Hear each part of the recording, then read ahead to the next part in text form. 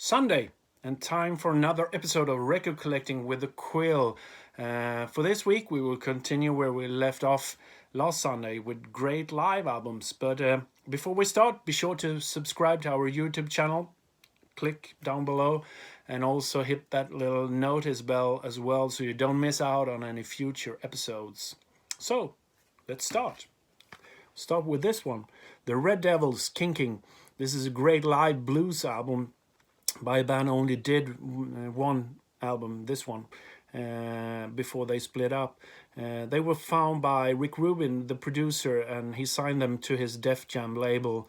And he decided he wanted to release the first album as a live album, the way he saw them for the first time. So they recorded a couple of nights at this club called Kinking. It's a great atmosphere to this album and high energy, great playing. Lester Butler, the harmonica player and singer, does an amazing job, and also great guitar playing as well. They actually recorded some tracks with Mick Jagger and Johnny Cash around this time as well, probably through their connection with Rick Rubin. I think only a few of them has been released, but hopefully someday it will see the light of day. So for lovers of great blues and harmonica playing, Red Devils Kinking. Next one, talking about live albums. You can't really talk about live albums without mentioning Deep Purple. And most of the time you talk about Made in Japan, and that's probably the best live album ever, if you ask me. I love that one. But that album is done by a band that's been touring for a couple of years, and they're totally streamlined and their playing is perfect. Whereas this one, Deep Purple, Scandinavian Nights, it's recorded in Stockholm in December 1970. They're still a young band by this point, and they're still finding their way as a band, and I totally love that. As at times they're all over the place. There's a great Seinfeld episode where George has a line saying it's almost like discovering plutonium by accident, and that's a good analogy of this album. There's some tracks that are over 30 minutes long, and it's, as I said, it's like a nuclear bomb has gone off. But at times their playing is incredible, and Ian Gillan is in top form as well. The version of Child in Time here is probably the best one I've ever heard. This is a great vinyl release from the late 80s. This is a double album, fold out. A lot of information there. There's also a really nice photo booklet as well, with some great photos of the band.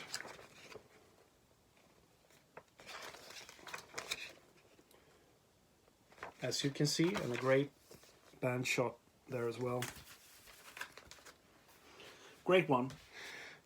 Next one is something completely different. This is Otis Redding live in Europe. This is an album, I had it for a long time. I think I got it from my father. I bought it at an auction or something, and I took it home and put it in my collection and didn't listen to it. And one day I just decided to give it a spin. I was totally knocked by it. This is recorded during the Stax European tour. They did a label tour with all their major acts, and Booker T and the MGs as the backing band. And they do an amazing job here backing Otis. He's a great singer, and they're a great band, and they're really working off each other on this one.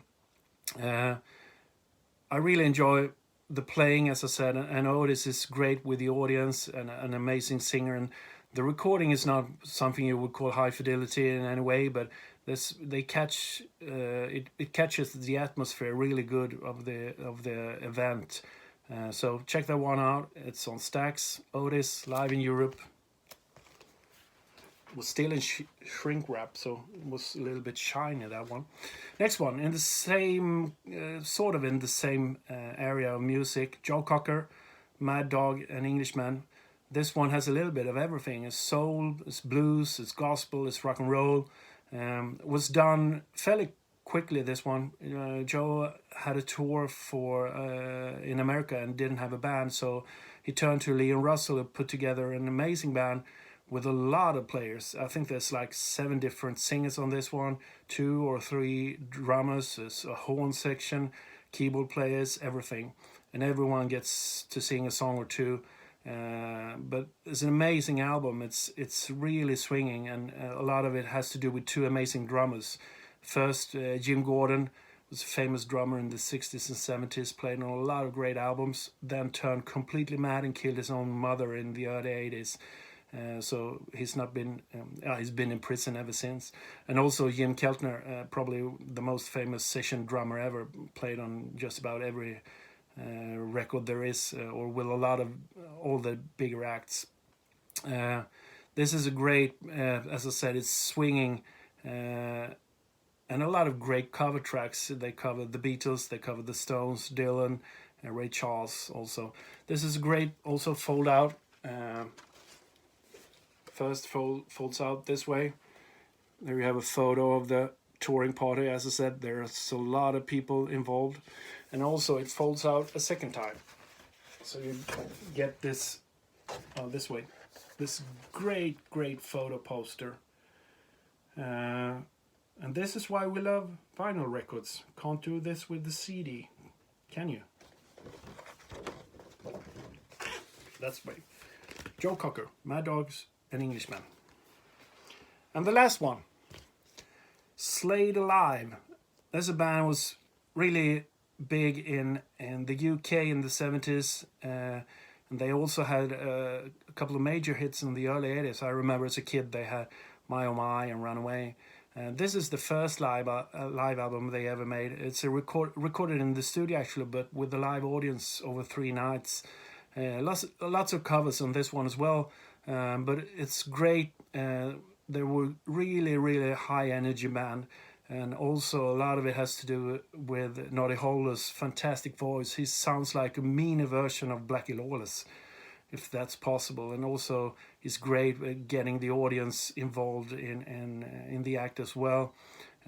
Some great tracks. I really love Darling Be Home Soon, the John Sebastian track, and they also do a really good cover of Born to Be Wild, the Steppenwolf classic track that has been beaten to death, if you ask me. But I listened to it yesterday doing research for this episode, and I really enjoyed it. It's really good actually. They do it quite well.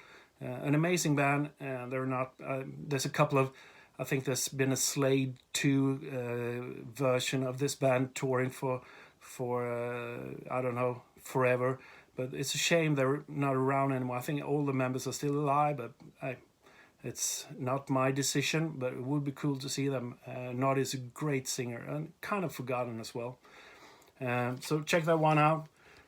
This is actually Italian pressing. Most of you probably know the cover most countries use was this one, but in Italy, for some reason, they decided a big blue bear was something to put on the cover. Anyway, it's really cool. Check it out. If you want to check out the music from these albums, I put together a Spotify playlist. Find the link below. And there's also tracks from the previous episodes you can listen to if you want to. So that's it for now. For next week, I don't know. I have a couple of ideas. I haven't decided which way to go yet, but we'll see next Sunday. And in the meantime, be sure to check out our social media, the QUILL Sweden. We have a lot of exciting things going on. And we also released a new video this Friday called Dwarf Planet, a really cool animated video that I think you should check out. A link will show up here or there. Anyway, thanks for tuning in and listening, and let's all be safe for in these crazy times, and see each other again next week. Bye for now.